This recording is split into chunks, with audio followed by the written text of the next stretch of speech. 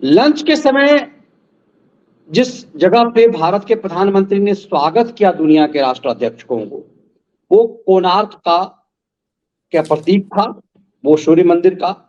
आपने देखा होगा कि सभी प्रधानमंत्री ने सबको वहीं पर आकर के बुलाया, जितने भी राष्ट्राध्यक्ष थे। और शाम में जब डिनर का समय हुआ तो नालंदा विश्वविद्यालय की याद दिलाई।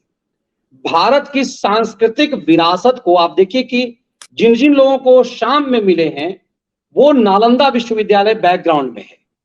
और उससे ये देखिए, ये फ्रेम आप देखिए कि जब राष्ट्रपति जो बाइडेन, हमारी महामहिम राष्ट्रपति द्रौपदी मुर्मू है, प्रधानमंत्री हैं, बैकग्राउंड में नालंदा विश्वविद्यालय है, जिसको कभी इस पे कभी विमर्श ही नहीं हुआ। एक तभी तमाम राष्ट्राध्यक्षों से जो है वो बैकग्राउंड जहां से फोटो ली जाती है, क्योंकि यही फोटो दुनिया में अलग अलग राष्ट्र में दिखाए जाएंगे, जहां से फोटो ली जा रही है वो नालंदा विश्वविद्यालय है।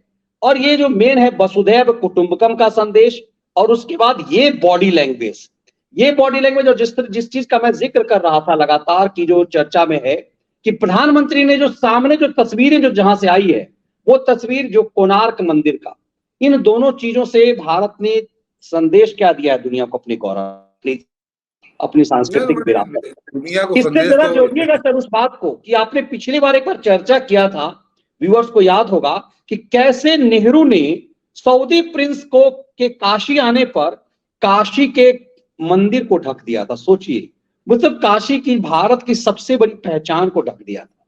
और आज यही कांग्रेसी जो हैं वो कह रहे हैं कुत्तों को जो है वहां से उठा लिया गया, सड़कों से आप झुग्गियों को ढक दिया गया। तो बहुत सारे कुत्ते तो देश छोड़ के भी भाग चुके हुए हैं इस कंडीशन में। तो मतलब ये सड़क छाप कुत्ते तो हैं, कुछ ऐसे भी हैं जो देशद्रोही कुत्ते हैं, वो हमेशा लगे हुए हैं कि भाई कैसे किसी ढंग से भारत की बदनामी हो जाए। तो ये सड़क के जो आवारा कुत्ते हैं और वैसे कुछ संभ्रांत आवारा कुत्ते हैं, इन सबसे बचाने के लिए, कि वो छेड़, कई बार होता है ना कि सोसाइटी जो आप रहते हैं बहुत लोग कुत्ते पाले हुए होते हैं, वो कहीं काट दे, आवारा कुत्ते की भी अपनी भूमिका होती है। इसलिए इन चीजों की चिढ़ जो है मुझे बहुत पीड़ा दे रही कि वो सोशल मीडिया पर कांग्रेस वायरल कर रही है कि कुछ आवारा कुत्तों को जो है वो एमसीडी वाले उठा के ले गए, वो दिखाए जानवरों के साथ ऐसा हो रहा है। ये इस तरह की स्थिति जब भारत की गौरव गाथा सुनाई जा रही है, नेहरू की कहानी भी आप लोग देखो, सोशल मीडिया पर वीडियो वायरल हो रहा है सर कि कैसे काशी को ढक दिया था, साक्ष्य और सबूत सब कुछ हैं। ये मैसेज क्या है? मैसेज में मनीष जी मैं जरा दूसरे तरीके से बताता हूँ। मैसेज है वो आपने याद दिला दिया, खूब चर्चा हुई थी अभी पिछले साल हुई थी जब ये फव्वारा और शिवलिंग का झगड़ा फैलाए हुए थे। नेहरू ने सऊदी अरब का जब शाह आया था तो केवल काशी विश्वनाथ नहीं, नेहरू ने काशी के सारे मंदिरों को काले पर्दे से ढकवा दिया था। ये नहीं कि केवल काशी विश्वनाथ के मंदिर को, उसने पूरे बनारस के जहां जहां से उसको शाह को गुजरना था, उसके रास्ता था, तो कोई मंदिर, भाई बनारस तो देवभूमि है, महादेव की नगरी है, तो छोटे बड़े हर चाहे जिस सड़क पर निकल जाइए आपको मंदिर मिलेगा। तो उसने उस पर काला कपड़ा लगवा दिया था। ये बहुत दस्तावेजी तथ्य है, ऐतिहासिक तथ्य है, और इसकी हजारों बार चर्चा हो चुकी। तो कांग्रेसी वो कुकर अपना भूल गए कि इनको मंदिरों को ढकने में इनको शर्म नहीं आई, और कुत्तों के जाने पर ये बड़ा परेशान है। कुत्ते पकड़ लिए गए, इससे इनको बड़ी आग लगी हुई है।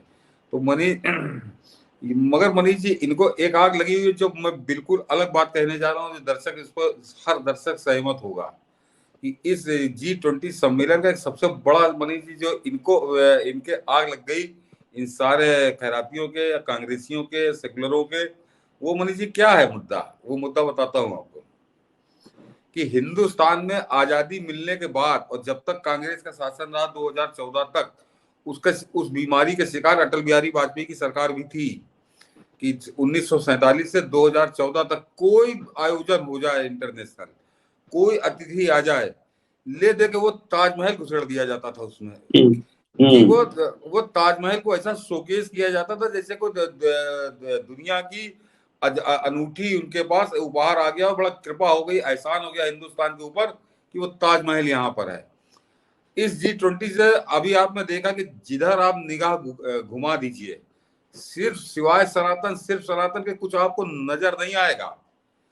चाहे आप सड़कों पर निकल जाइए, चाहे उस भारत मंडपों में चले जाइए, तो वहां नटराज की प्रतिमा द्वार पर ही बिल्कुल विशाल प्रतिमा खड़ी है।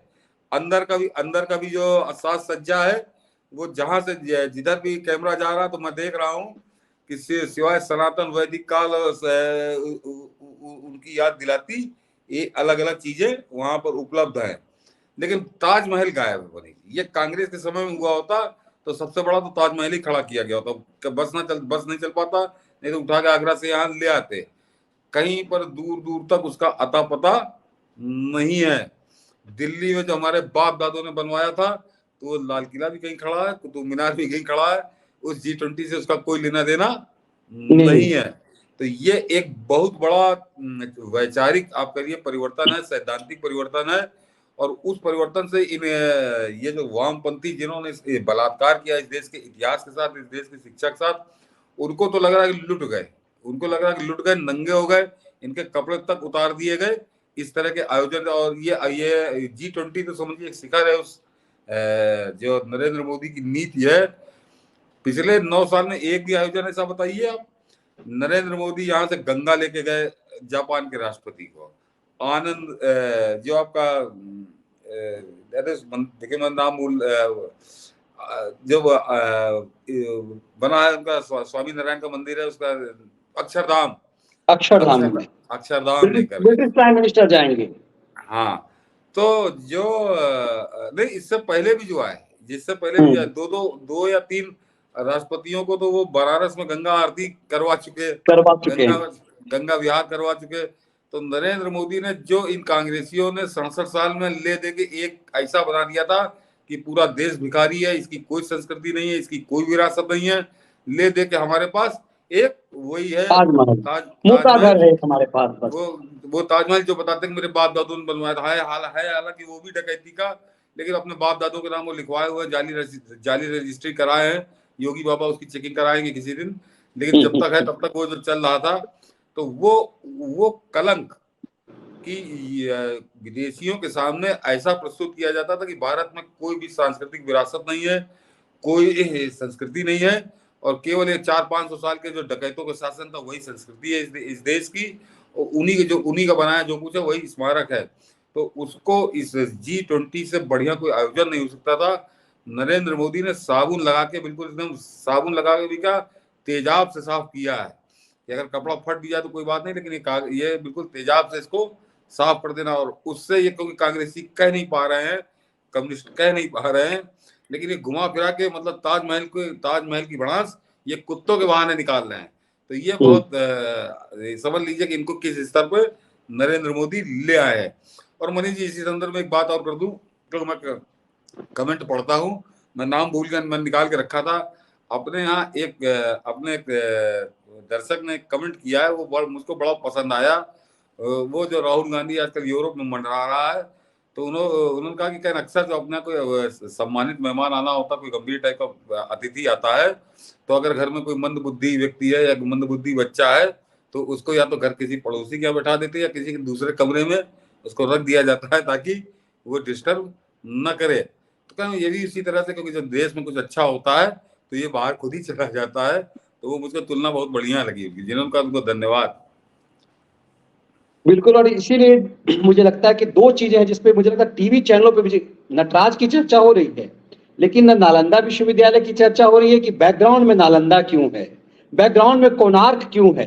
ये सचमुच दिखाता है कि भारत किस कदर बदल रहा है।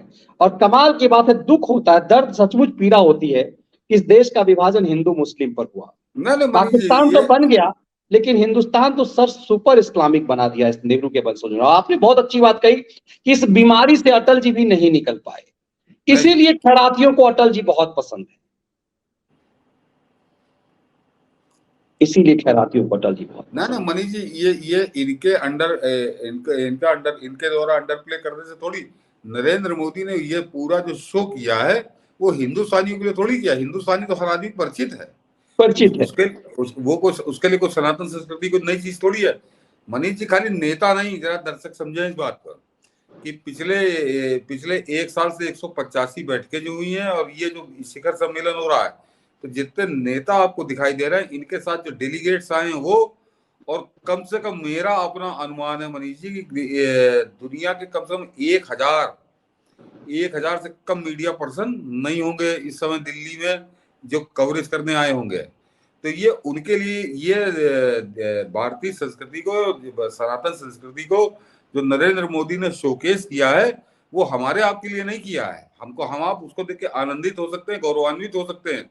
वो शोकेस किया गया पूरी दुनिया को टारगेट करके, पूरी दुनिया के लिए। कि दुनिया के जो डेलीगेट्स आ रहे हैं, जो राष्ट्राध्यक्ष आ रहे हैं, और कम से कम, मतलब मेरा हो सकता है अनुमान थोड़ा कम हो गया हो कि 1000 से कम मीडिया पर्सन पूरी दुनिया से नहीं आए होंगे यहाँ पे। बिल्कुल, तो सबसे बड़ी संख्या में तो अमेरिका से, मुझे लग रहा है कि शायद 200-300 तो सिर्फ अमेरिका से लेकर के आए मैंने हैं। कहा, 6 मेरा या कम हो 7 गया, स्पेशल विमान से तो मेरा आकलन बहुत कम हो सकता है, मेरा आकलन बहुत कम हो सकता है। अरे मनीष जी, वो 200 देश है, मैं मानता हूँ 150 देशों से अगर 5-5 भी आए तो समझिए कितने हो जाएंगे, वो बहुत ज्यादा है।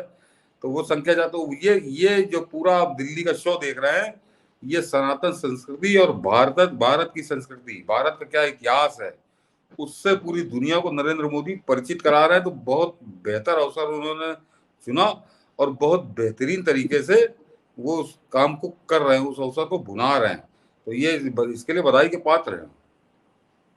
सर, अक्सर ये चीज कही जाती है थी, ये खैरातियों के दौर में, अटल जी के दौर में, अटल जी भी कहा करते थे कि हम पड़ोसी नहीं बदल सकते। मैं मनीष जी एक बता दूं कि नरेंद्र मोदी ने एक झटके में वो ताजमहल का 67 साल का पुराना बुखार उतार दिया।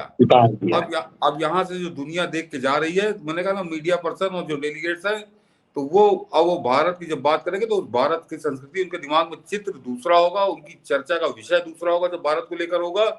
तो ये एक झटके में 67 साल का पाप, 67 साल का कचरा, 67 साल का कुकर्म जो था, वो जो भारतीय संस्कृति के साथ किया गया था, उसको नरेंद्र मोदी ने एक झटके में साफ किया है।